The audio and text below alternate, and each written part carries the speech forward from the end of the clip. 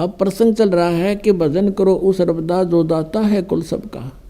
जैसे हम श्री ब्रह्मा जी, श्री विष्णु जी, श्री शिव जी की पूजाएं करते हैं तो इन भगवानों की सतिथि इस ज्ञान से पता चलेगा।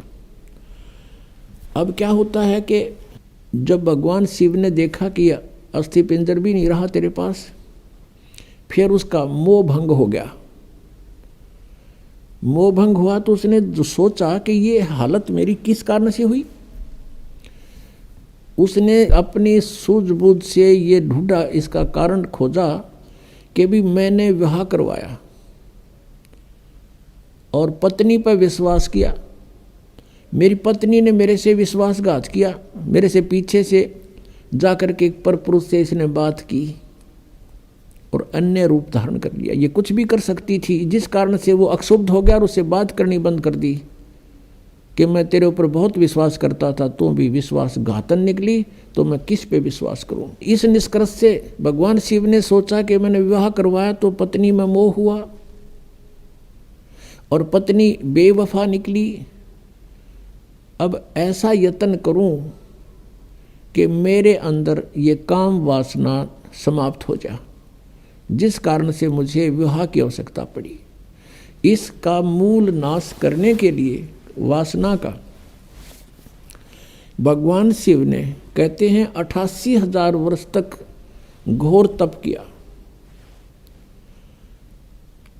और कहते हैं ये काल ये चाहता है कि कोई भी यहाँ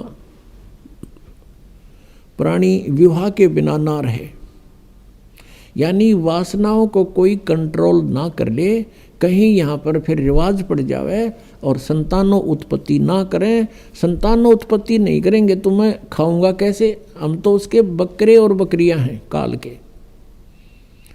इसलिए उसका पूर्ण प्रयत्न रहता है, भरसक प्रयत्न रहता है कि कोई भी प्राणी वासना रहित ना हो जाए। अब उसने क्या किया, कामदेव को एक पुरुष रूप तैयार करके वहाँ भेज दिया। अपना आत्मा जैसे ऑल आउट होती है, ऑल आउट को कहीं लगा दिया जाओ घर के कमरे किसी कक्ष में, तो वहाँ मच्छर चक्कर काटना शुरू कर देते हैं, उसमें ऐसे डगमगा जाते हैं, गिरने लग जाते हैं, उनके बस की बात नहीं होती। ऐसे एक देव है, उसके अंदर उसने ये गुण विशेष भर रखा काल ने, और वो जा करके वहाँ बैठा दिया उसके आसपास। तो उसके कारण भी भगवान शिव जी में कोई अंतर नहीं हुआ, वो तप करता ही रहा। फिर उसने कामदेव ने अपनी पत्नी, उसका नाम रति है, उसको भेजा। वो बहुत खूबसूरत है, भगवान शिव के सामने डांस करने लगी। उसने सारा कुछ कर लिया, भगवान शिव पर कोई असर नहीं हुआ। और यहाँ तक कहते हैं कि भगवान शिव ने अपना तीसरा नेत्र खोल के और कामदेव को वहाँ नाश कर दिया, भस्म कर दिया।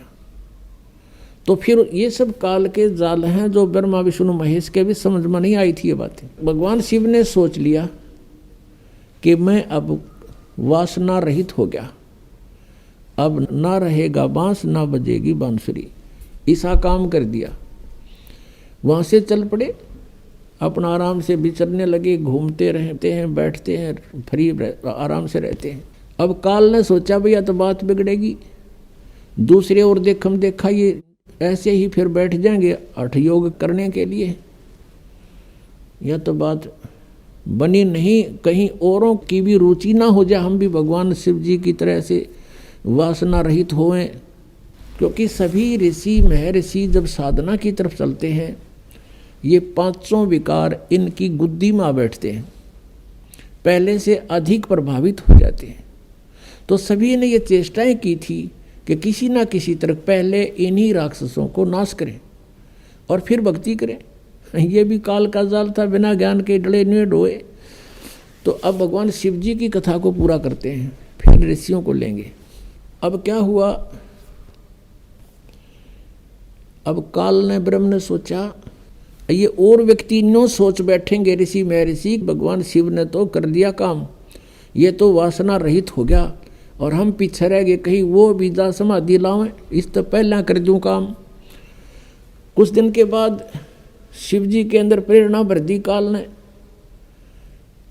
कि सुना है हमने कि जब सागर मंथन किया था उस समय विष निकला था, उस विष को मैंने पान कर लिया था, पी लिया था, जिस कारण से मैं अचेत हो गया था। और जो बताते हैं उसमें से अमृत निकला था या शराब निकली थी, दारू मदिरा, 2 कलश निकले थे। राक्षसों ने अमृत का कलश उठा लिया था और राक्षस यदि अमृत पी जाते तो अमर हो जाते। इसलिए भगवान विष्णु ने एक मोहिनी रूप बनाकर एक स्त्री का और राक्षसों में जाके डांस किया था। कहते हैं बहुत सुंदर थी वो मोहिनी रूप में, भगवान बड़े सुंदर लग रहे थे और राक्षस मोहित हो गए थे। राक्षसों से वो अमृत का कलश सिर पे रख के डांस करती करती उनको मदहोश कर दिया था। वो कलश दूसरी तरफ पकड़ा दिया था और मदिरा का कलश सिर पे रख के वापस उनको दे दिया था। तो उस समय भगवान विष्णु कहते हैं मोहिनी रूप में बड़े खूबसूरत लग रहे थे। अब भगवान शंकर के मनमाई के भगवान विष्णु के पास चलते हैं, क्यों ठाली हो गया था ना पार्वती साथ में, तो चलो वहाँ बातचीत करते हैं और उनसे वो रूप देखूंगा। अब मैं होश हवास में हूँ भाई, उस रूप को पूछूंगा कैसा रूप था, एक बार बना के दिखाओ। इस उद्देश्य से भगवान शिव जी आगे विष्णु जी के लोक में और बैठ गए उनकी पौड़ी में आके, उनके गेस्ट रूम में बैठ गए। विष्णु जी पता लगा अंदर से आए, कुशल मंगल हुई।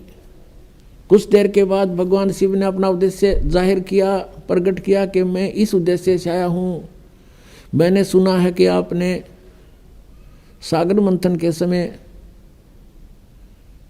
एक बहुत सुंदर मोहिनी रूप बनाया था। भगवान मैं देख नहीं सका था, आज कृपा मुझे वो रूप बनाकर दिखा दो।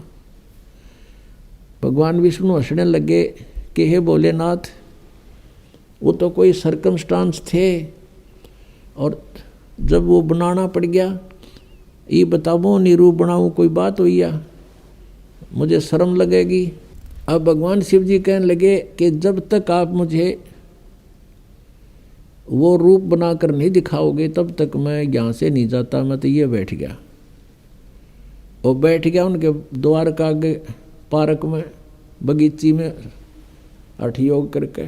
भगवान विष्णु ने सोचा कि 88,000 वर्ष तक ये उड़ा बैठ का आ गए, अरे भी इसने आड़े चमटा गाड़ दिया, ये उठे नहीं। इससे पीछा छुटवाने के लिए भगवान विष्णु ने कहा, वहाँ तो उनसे कहा कि नहीं ऐसा नहीं हुआ करता, ये मुझे शर्म आती है, मैं नहीं ऐसा कर सकता। यूँ कह के अपने घर में अंदर चले गए महल में। वहाँ से अंतर ध्यान हो गए और उसी बाग में, सामने भगवान विष्णु का बाग था उस रेस्टोरेंट का, उसमें कुछ दूरी पर एक सुंदर लड़की का रूप धारण कर लिया। और भगवान शिव जी की दृष्टि जब पड़ी, भगवान शिव जी उठ कर चाल पड़े हैं और वो मोहिनी रूप आगे आगे चलने लगा, वो पीछे पीछे। भगवान ने भी स्पीड पकड़ दी, अच्छी दो तेजी से चलने लगा और वो कभी वृक्षों से इधर हो जावे, कभी इधर से, और जाके भगवान शिव ने उसका हाथ पकड़ लिया। पहले भगवान शंकर पूछ रहे थे विष्णु जी से कि ईसा मोहिनी रूप के हो गया, सारे बावड़े बना दिए हुए, राक्षस उन होश ना रहे आग भी, तो उसने कलश भी बदल दिया, ऐसे कभी हो सकता है, न्यू कह रहे थे। तो जब उसने देखा भगवान शिव जी नो सीधे चल पड़े, लड़की तो ऐसे ऐसे चल रही है छड़ों से कांटों से बच के, और भगवान शिव जी सीधा कांटा में गौ लिया बाईपास और जाकर उस लड़की का हाथ पकड़ लिया। जो ही उसने हाथ छुआ उसी समय भगवान विष्णु जी अपने रूप में खड़े हो गए और हंसने लगे। अग भोलेनाथ उनको न्यू मूर्ख बना दिया, जैसे इतने काटे भी ना दिखे, माँ छड़िया में कहा गया सीधा। और उधर से वह वासना कित गई, 88,000 वर्ष डरे ढोकाया तू, कहाँ गई वो साधना तेरी। इसके विषय में परमेश्वर कबीर जी कहते हैं जैसे अग्न काष्ठ के माही, है व्यापक पर दिखे नाही। ऐसे कामदेव पर चंडा, व्यापक सकल दीप नौखंडा। कि जैसे अग्नि काष्ठ के अंदर लकड़ी में विद्यमान है पर दिखाई नहीं दे रही, ऐसे ही ये वासना आपके प्रत्येक प्राणी के अंदर विद्यमान है। और जब ही इसको थोड़ी सी भी कहीं से आंच मिल जाएगी, आग ज्यों की त्यों है। परमेश्वर कहते हैं जिन साधनाओं को तुम कर रहे हो, इनके आधार से विकार मरे मत जानियो। जैसे भूबल में आग, जैसे गोस्सा होता उपले, या कोई अग्नि को जो लकड़ी जल जाती है, धंधकती रह जाती है, उसको अंगार बोलते हैं। उस अंगार को राख में दबा दिया जाता है और कुछ घंटों के बाद उस राख को ऊपर से ऐसा लगता है जैसे ये बिल्कुल शांत हो चुकी है, उसमें कोई हीट नहीं रहती, गर्मी नहीं होती। और जब उसको निकाला जाता है तो वो आग, वो लकड़ी पहले से भी अधिक तेज मिलती है, धंधकती मिलती है, वो कोयला। तो यहाँ परमात्मा कहते हैं जो साधनाएं तुम करते हो ये व्यर्थ प्रयत्न डले ढो रहे हो।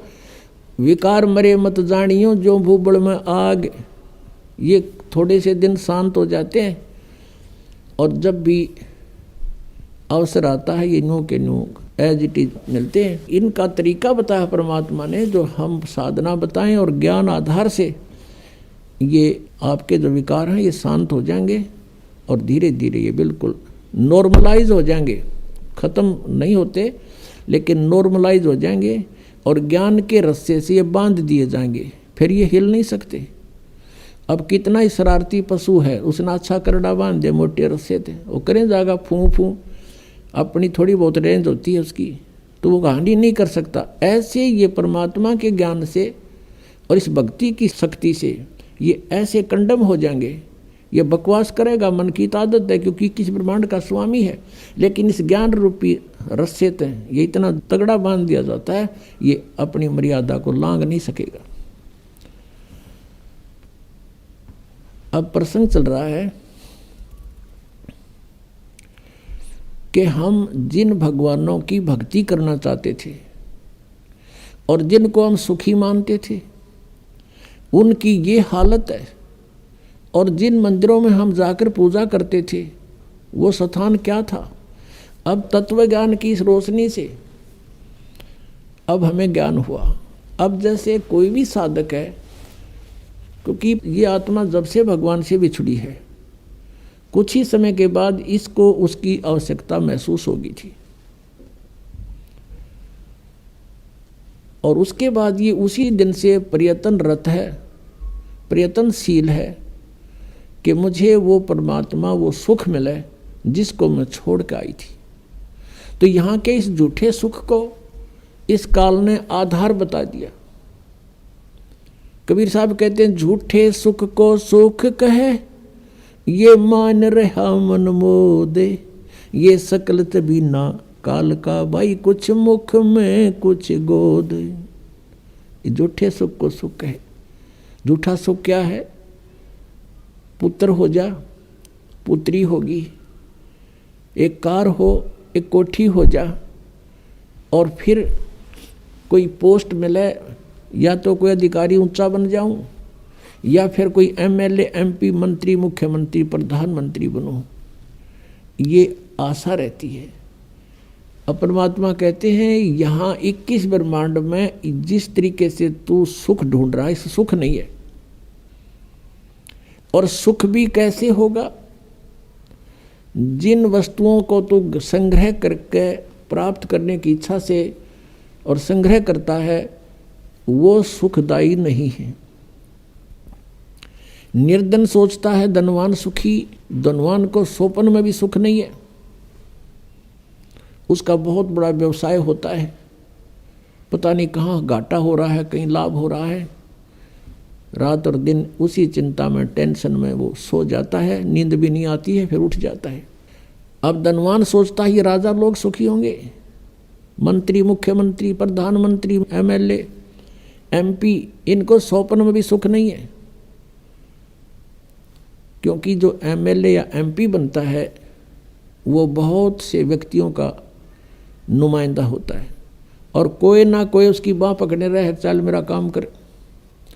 दिन में 100 आदमी जावेंगे तो 100 झूठ बोलनी पड़ेंगी उसने, वो इतना किस किस के काम करा देगा। और बैठा होगा घर, फोन पर कह देगा, कह दो बार जा रहा है, यानी टेंशन रहित नहीं हो सकता। यही स्थिति मंत्री और मुख्यमंत्री, प्रधानमंत्री की जानो, तो यहाँ जीव सुखी नहीं, और पिछले पुण्य का नाश कर रहे हैं अपने का। ये अब परमात्मा कहते हैं, अगम निगम को खोज ले, बुद्धि विवेक विचारे, उदय अस्त का राज मिले, तो बिन नाम बेगारे। ओए होए, तुम तो कह मेले एमपी सरपंच बन गए, इसम का आँख पीटन लग गए। कहते हैं उदय अस्त का राज तुम्हें दे दे, और यदि ये भक्ति तुम्हारे पास नहीं है तो तुम बेगार कर रहे हो। बेगार, बेगार की परिभाषा बताते हैं। एक समय एक टेम्पू वाला प्रतिदिन सवारी लेने आता था, वो एक दिन नहीं आया। अगले दिन उसके साथियों ने पूछा कि दूसरे जो टेम्पू वाले थे कि कल नहीं आया, क्या कारण था, कुशल तो है। उसने बताया, कल मैं बेगार में फंस गया था। आज से 40 वर्ष पहले की बात है। उस समय क्या होता था, पुलिस वालों के पास कन्वेंस नहीं होते थे थानों में, और वो किसी ऐसे ही ट्रैफिक में से किसी की कोई जीप पकड़ दी, या कोई बड़ा 3 व्हीलर था वो पकड़ लिया, उसको ले गए कहीं रेड लगाने के लिए, मुर्जिम पकड़ने के लिए, या कहीं उन्होंने छापा मारना होता है, रेड डालनी होती है, वहाँ ले गए। तो उस दिन क्या होता है, उसको 4 बजे उठा लिया सुबह, और ले गए इधर के उधर, उधर के उधर, चलो वहाँ चलो वहाँ।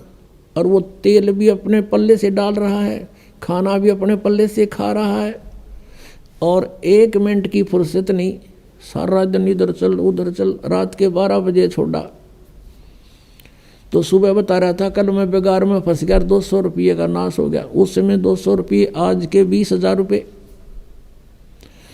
समझ लो कि 20,000 रुपये घर तक खर्च कराया, और 1 मिनट की फुर्सत नहीं, चलो चलो रही, रेल बनी रही मेरी, और 200 रुपये भी अपने पल्ले से बर्बाद कर दिया, पूंजी भी नष्ट करी। इसको बेगार बोलते हैं, यानी इनकम हुई नहीं और खर्चा खूब, 1 मिनट चैन नहीं, समय नहीं, कहीं भी रेस्ट नहीं। तो ऐसे ये उदय अस्त का राज भी किसी को मिल जाए पूरी पृथ्वी का, वो राजा भी ऐसे बेगार कर रहा है, क्योंकि वो अपनी पिछली पूंजी को बर्बाद कर रहा है, और चैन 1 मिनट की नहीं उसने। पुण्यात्मा, हम सुख की परिभाषा ही बोल चुके हैं। एक व्यक्ति के 3 बेटे थे, एक की मृत्यु होगी। अब वो रोए बेचारा, उसको सांत्वना देने के लिए आए। उनमें से एक व्यक्ति ऐसा भी था जिसका एक का पुत्र था, और उसकी मृत्यु भी 3 वर्ष पहले, 4 वर्ष पहले हो चुकी थी। तो उन्होंने बताया, वो सांत्वना व्यक्त करने वालों ने, कि भाई अब कुछ नहीं बनने वाला, संतोष करो, देखो इसका इकलौता पुत्र था, वो भी मृत्यु को प्राप्त हो गया, इसने भी संतुष्टि कर ली, सब्र करो। उस व्यक्ति को जिसके 3 पुत्रों में से एक की मृत्यु हुई थी, राहत की सांस ली, रोना भी बंद कर दिया, और फिर क्या सोचता है कि हे भगवान, इससे तो मैं ही अच्छा हूँ, इससे तो मैं ही सुखी हूँ, मेरा तो 2 और बच गए हैं, इसका तो एक ही था और वो ही मृत्यु को प्राप्त हो गया। बताओ, इससे उसने क्या मिल गया? क्या वो लड़का जीवित हो गया? तो ऐसे हमने अपना इस सुख की परिभाषा बदलनी पड़ रही है मजबूरी में। एक व्यक्ति कह रहा था कि मेरी पुत्री का जन्म हुआ, जन्म होते ही उसके गुदा नहीं थी, बड़ा चिंतित हुआ, खाना पीना छूट गया, इतनी टेंशन पूछो मत। हम ले गए मेडिकल में, सरकारी हॉस्पिटल पीजीआई में, उन्होंने एडमिट कर ली लड़की, वहाँ देखा 4 केस और थे ऐसे ही, फिर मुझे संतुष्टि होगी, ओहो चलो ये और भी है ऐसे ही। बताओ उसकी लड़की क्या कौन सी गुदा लाएगी उनको देखने थे। तो ये हमने न्यू देख लिया, और दुखी है तो हमने कोई चिंता नहीं, हम भी दुखी हैं, तो वो दुख को सुख मान लिया। तो परमात्मा कहते हैं झूठे सुख को सुख है ये मान रहा मनमोद, और ये सकल चबीना काल का, और कुछ मुख में कुछ गोद। अब परमात्मा कहते हैं जहां तुम जिस लोक में और जिन स्वर्गों में तुम सुख खोजने चले हो वहां सुख नहीं है। परमात्मा कहते हैं आगे गए ना बावड़े, रहते भी सब जान, बिन साहेब की बंदगी कहीं ठोर ठिकाना ना। कि जो पहले चले गए तुम्हारे यहाँ से, उन्होंने तो आके तुम्हें कुछ बताया ना, हमारी केबरन मैटी हुई, और बाकी बच रही है भी ऐसे ही चले जाएंगे। बिन साहेब की बंदगी भक्ति की तो ठोर ठिकाना ना। क्या बताते परमात्मा, जैसे मोती ओस का ऐसी तेरी आवे, गरीब दास करो बंदगी भाई बहोर ना ऐसा दाव। अब जैसे आप जी का मनुष्य जीवन है, मनुष्य जीवन में किसी ने पुण्य भक्ति की, पुण्य के साथ यहाँ पाप भी साथ डिपॉजिट होते हैं, पुण्य कम बनते हैं पाप ज़्यादा बनते हैं। ये ऐसे अक्षेत्र में आप रह रहे हो। जैसे आप जी यहाँ ऐसा स्थान है, जैसे एक कोई फील्ड होता है, खेत है, और उसमें कुछ भी ना जो है ना उसकी गुडाई करो ना उसको संवारो, उसमें अपने आप घास फूस अड़ंगा कुबाड़ इतना उग जाएगा दिखे नहीं धरती, और उसमें हमने खाने योग्य अपना अन्न प्राप्त करने के लिए, कनक बीजने के लिए उसमें कितनी मेहनत करनी पड़ा है। पहले तो अड़ंगा काटना, फिर उसको हल या ट्रैक्टर से गुड़ाई करनी, जो उसको बाना, और फिर उसमें खर्चा लग गया, मेहनत और परिश्रम लग गया, और फिर उसमें खाद बीज डाला वो भी पैसे से, खाद डाला वो भी बोल, फिर सिंचाई करी उसका भी टैक्स, यानी इतना कुछ खर्चा करके जब वो 2 दाने प्राप्त हुए, और वो घास आप पर जाम गया, उसमें डंगा जिसकी कति आवश्यकता नहीं थी। तो ये ऐसा क्षेत्र है जहाँ हम रह रहे हैं। परमात्मा कहते हैं पृथ्वी ऊपर पगजो धारे, और करोड़ जीव एक दिन में मारे, हरी भांति पृथ्वी के रंगा, अंत कोट जीव उड़े पतंगा, जो चौका तुम देवो नेता, सत्य ब्राह्मण की है हत्या। ब्राह्मण सेंस हत्या जो हुई, जल स्नान कर तो सोई, खान पान में दमन प्राणी, और कैसे पाओ तुम मोक्ष निशानी। कि एक तरफ तुम पुण्य कर रहे हो, इसके पैरेलल आपके पाप भी हो रहे हैं, और आप जी को दोनों का ही भोग प्राप्त होगा। आपके पुण्य अलग से लिखे जाते हैं और पाप अलग से लिखे जाते हैं। आप पुण्य के आधार से स्वर्ग गए,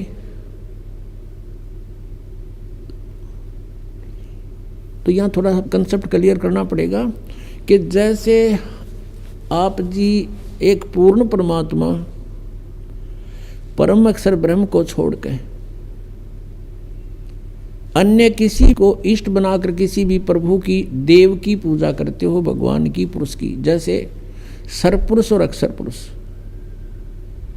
गीता जी अध्याय नंबर 15 के श्लोक 16-17 में 3 पुरुष बताए हैं कि सरपुरुष, एक अक्षर पुरुष, एक परम अक्षर पुरुष। उत्तम पुरुष तो अन्य वो परम अक्षर पुरुष है, परम अक्षर ब्रह्म है। गीता जी अध्याय नंबर 8 के श्लोक नंबर 3 में जिसके विषय में कहा गया कि वो परम अक्षर ब्रह्म है। अर्जुन ने जब गीता जी अध्याय नंबर 8 के श्लोक नंबर 1 में प्रश्न किया था, उसका उत्तर 8 के 3 में दिया। तो ये 3 पुरुष हैं, सरपुरुष भी नाशवान, अक्षर पुरुष भी नाशवान, केवल परम अक्षर पुरुष, परम अक्षर ब्रह्म, ये अविनाशी परमात्मा है। आज का जो सत्संग का विषय है, भजन करो उस सर्वदा जो दाता है कुल सबका। अब ये कंसेप्ट क्लियर करने के लिए सारा कुछ इतिहास जीवनी सुनाई जा रही है। अब सरपुरुष भी नाशवान, अक्षर पुरुष की भी क्लियर स्थिति है कि ये भी अविनाशी नहीं, बेशक नाम इसका अक्षर पुरुष है। और वो परमात्मा तो अन्य ही है। गीता जी अध्याय नंबर 15 के श्लोक 17 में उसकी भक्ति करने से उस परमेश्वर के नाम में इतनी शक्ति है, उस सत्य नाम में, सच्चे नाम में जो 2 अक्षर का होता है, कि हमारे सभी पापों का वो नाश कर देती है। और अन्य भगवान से श्री विष्णु जी, श्री ब्रह्मा जी, श्री शिव जी, और से ब्रह्म सरपुरुष और अक्षर पुरुष, ब्रह्म और ये परब्रह्म कहते हैं अक्षर पुरुष को, इनकी भक्ति से पाप नाश नहीं हो सकते। वर्क डन सभी को मिलेगा, जो किया है वो फल अवश्य प्राप्त होगा, पाप भी मिलेगा, पुण्य भी मिलेगा। इसलिए उन भगवानों की भक्ति से जीव सुखी नहीं हो सकता, क्योंकि अगर पुण्य के कारण कहीं स्वर्ग में 2 घंटे रुक आए तो बाकी 20 घंटे उन पापों को भोगना पड़ेगा। इतने अत्यधिक पाप बनते हैं। पुण्य तो करने से बनते हैं और पाप अपने आप बनते हैं। यहाँ पर अब प्रसंग क्या है, अब कारण क्या है कि जैसे किसी ने लाइसेंस बनवा रखा है, ड्राइविंग लाइसेंस यानी गाड़ी चालक का लाइसेंस बनवा रखा है, सर्टिफिकेट, तो वो गाड़ी चलाता है, यदि उससे दुर्घटना हो जाती है तो वो 90% बरी है कि भी ये ट्रेंड आदमी है, ये अनजान नहीं था, इत्तेफाक से दुर्घटना होगी, किसी दूसरे की भी गलती से हो सकती है। तो इसलिए इसको निर्दोष साबित कर दिया जाता है। और जिसके पास लाइसेंस है नहीं, गाड़ी चला रहा है, उससे दुर्घटना हो जाती है तो सीधा अंदर जेल में होता है वो, उसका कोई विकल्प नहीं। उससे कोई मृत्यु हो जा गाड़ी के नीचे, उसका कोई विकल्प नहीं बचाव का। तो ऐसे जो बगैर गुरु के यानी लाइसेंस बनवाए अधिकारी के बिना अधिकारी होते हैं, ये सभी नहीं होते। अब जैसे राजा परीक्षित को सर्प ने डसना था और बताया गया उसको कि किसी को गुरु बना और उससे श्रीमद् भागवत की कथा सुन। अब वहाँ पर उसके लेखक भी बैठे थे, व्यास जी, उसने भी गुरु बनने से इनकार कर दिया और पाठ कथा करने से भी इनकार कर दिया, क्योंकि वो अधिकारी नहीं थे और अधिकारी और 7वें दिन परिणाम आना था उसका। इसलिए सब पीछे को खिसक गए कि नहीं, हम गुरु पद योग्य नहीं है। तो कहाँ से? स्वर्ग से। और सुखदेव जी को बुलाया गया, वहाँ राजा परीक्षित ने उनको गुरु बनाया और फिर उन्हें 7 दिन कथा सुनाई। तो अनधिकारी से लिए हुए नाम से भी आपको कोई राहत नहीं मिलेगी, अधिकारी से लिए हुए नाम से भी आपको राहत मिल सकती है कि इच्छा कर मारे नहीं, बिन इच्छा मर जा। लेकिन आपके संचित कर्म बहुत होते हैं। अब इन भगवानों की साधना से, चाहे आपने गुरु बनाकर भी कर रखे हैं, तो भी आपके पाप डिपॉजिट अलग से होंगे ही होंगे। यहाँ का विधान है, जैसे कर्म करेगा वैसे फल मिलेंगे। केवल एक परमात्मा है, परम अक्षर ब्रह्म, उसकी भक्ति करने से और उसके अधिकारी संत से लाइसेंस बनवाने से यानी उपदेश ग्रहण करने से, दीक्षा लेने से आपके पाप नाश हो सकते हैं, और से नहीं। तो यहाँ प्रसंग है कि कहते हैं, जब ही सतनाम हृदय धर्यो भयो पाप को नाश। और जैसे चिंगारी अग्नि की भाई पड़े पुराने घास, करोड़ों टन सूखा घास फूस पड़ा हो और उसमें एक माचिस की सीख जला के लगा दे, सारे का नाश करके राख बना देती है। और चलती हवा उसको इधर उधर, आंधी तूफान उसको उठाकर फेंक देता कहीं का कहीं, वो अक्षेत्र क्लियर भी हो जाता है। ऐसे ही परमात्मा कहते हैं, जैसे सूरज के आगे बदरा ऐसे कर्म छयारे, और प्रेम की पवन करे चित मंजन जल के तेज नयारे। प्रेम की पवन चलेगी जब परमात्मा के मंत्र के साथ, वो तो फूंक देगा और फिर प्रेम की पवन और करे चित मंजन, भगवान में एक प्यार जागृत होगा, आंखों से आंसू चलेंगे। कहते फिर वो हवा फेंक देगी, उस सारी राख को भी कहीं की कहीं पटक देगी। अब ये क्लियर हुआ कि जो भगवान परमेश्वर कबीर जी की साधना करते हैं, उनके संचित कर्म भी और उनके प्रारब्ध के कर्म भी नाश होते हैं, लेकिन भगवान ब्रह्मा विष्णु शिव और ब्रह्म और सरपुरुष यानी ब्रह्म और परब्रह्म अक्षर पुरुष तक सरपुरुष और अक्षर पुरुष, इनकी भक्ति से ना तो प्रारब्ध में कोई परिवर्तन हो सकता और न ही आपके संचित कर्म का नाश हो सकता। क्रियमान कर्म ज्ञान से कुछ बचाव हो जाता है, संतों का संग करने से, ज्ञान के समझने से कुछ पापों से, क्रियामान पापों से बच सकते हैं। जो कर रहे हैं उनसे कुछ फर्क पड़ जाता है, लेकिन प्रारब्ध में कोई परिवर्तन नहीं होता। जैसे भगवान श्री विष्णु जी को श्राप दिया था नारद जी ने भगवान से विष्णु रूप मांगा था, हरि रूप विवाह कराने के लिए, और विष्णु जी ने उनको यानी भगवान ने उनके बंदर का मुंह लगा दिया। जब नारद जी को पता चला कि तेरे साथ शरारत कर दी विष्णु जी ने, उसको श्राप दे दिया कि आज तूने मेरे को बंदर का मुंह लगाया। एक औरत के लिए आज मैं व्याकुल था, एक पूरा जीवन तू अपनी पत्नी के वियोग में बितावेगा। उसका श्राप का फल भी भगवान विष्णु ने श्री रामचंद्र रूप में भोगना पड़ा। और जो मुंह तूने मेरे लगाया है, इस मुंह के जैसे व्यक्ति यानी जीव तेरी मदद करेंगे। बंदरों ने उनकी मदद की। और फिर श्री रामचंद्र जी रूप में यानी विष्णु जी ने जन्म लिया। वो सारा आपने सुन लिया कि उन्होंने किस किस प्रकार वो अपना जीवन व्यतीत किया। और जैसे ये भी आपने सुन लिया कि उन्होंने बाली को मारा था, वो उनके प्रारब्ध में लिख दिया गया, तो उसका बदला भी उन्होंने भोग कर ही पूरा करना पड़ा। वो उसको नाश नहीं कर सके, अपने प्रारब्ध के पाप कर्म को भी नाश नहीं कर सके, वो भी भोगना पड़ा। अब प्रसंग चल रहा है कि हम तुम कौन राम का जपते जापम और ताते कटे ना ये तीनों तापम। अब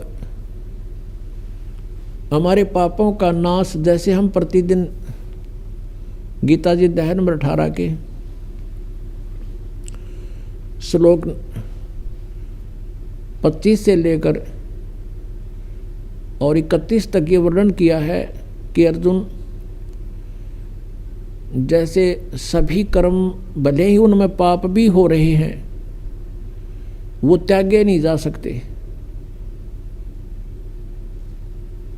किस प्रकार कौन से कर्म, जैसे खाना बनाते हैं उसमें भी जीव हिंसा होती है, पोछा लगाते हैं, लीपते थे पहले मड प्लास्टर थे गाय के गोबर और मिट्टी से, उसमें भी जीव मरते हैं।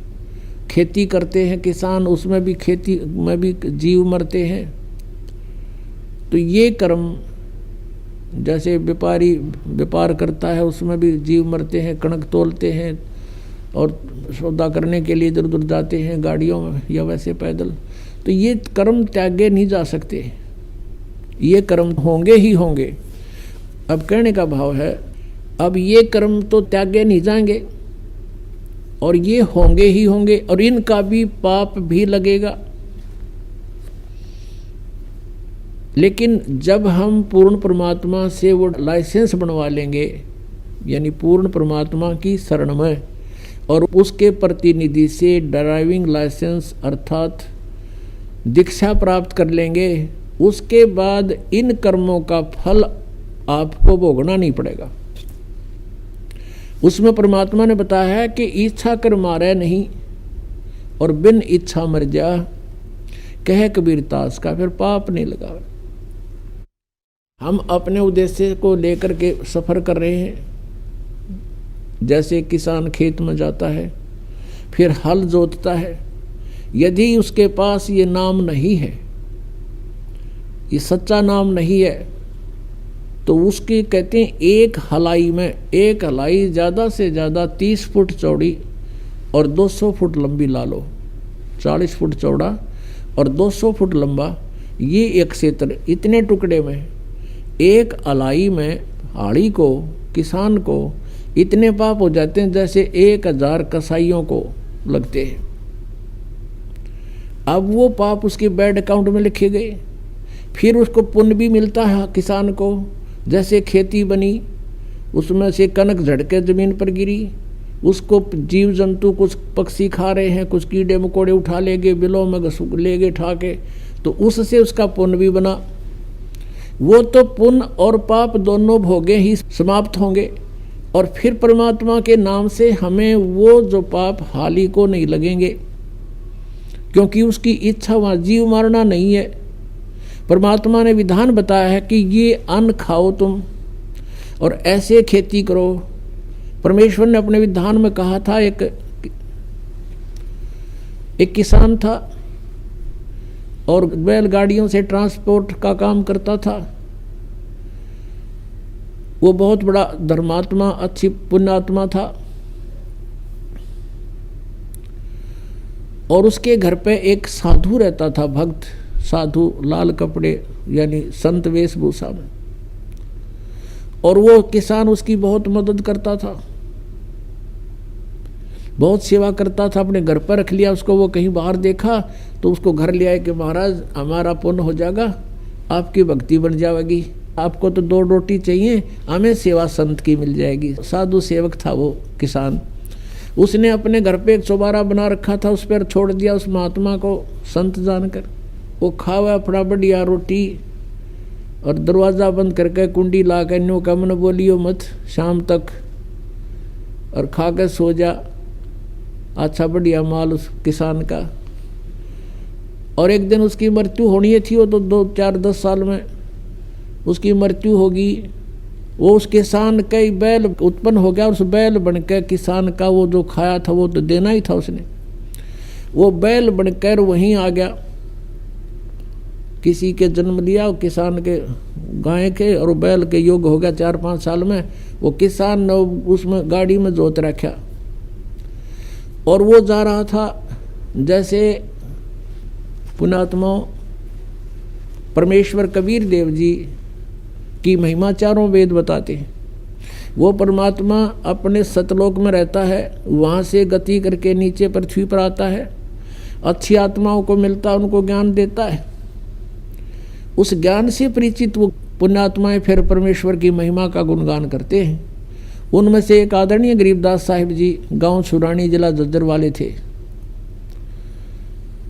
ये बेरी गांव का किसान था, जिसके विषय में ये दास बता रहा है कि बेरी गांव है जिला झज्जर में, रोहतक से 20 किलोमीटर होगी लगभग।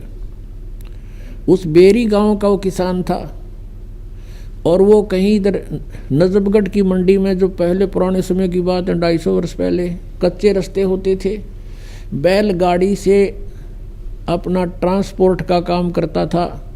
यहाँ से कणक ले जाता, वहाँ से शक्कर भर लाता नजफगढ़ की मंडी से। तो ऐसे वो जाता था प्रतिदिन। एक उसके पास बैल था गोरे से रंग का, और वो बैल चलता चलता गाड़ी में बैठ जाता था, चला नहीं था। फिर उसका दे लट्ठा आछी पिटाई करके फिर खड़ा होता था, फिर कुछ देर दूर चलता था, फिर बैठ जाता था।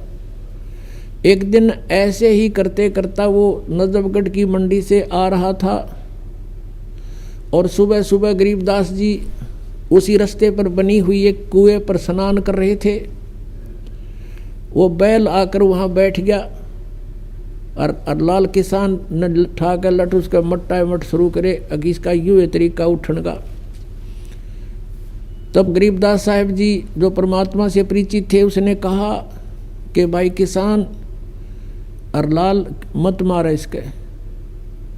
क्या करूं भाई भगत, इसने तो मेरा लहू पी लिया हैं। 1 किलोमीटर चल है, आध घंटा बैठा रहे है, फिर न ठावा तो लट लुट मार कर ठावे हैं, इसने तंग कर लिया। अब क्या हुआ, गरीबदास जी उठे, अग भाई मारे मत इस पशु का, डट जा, रुक जा। अब गरीबदास जी ने जाके कान में उसका कुछ फूंक सी मारी,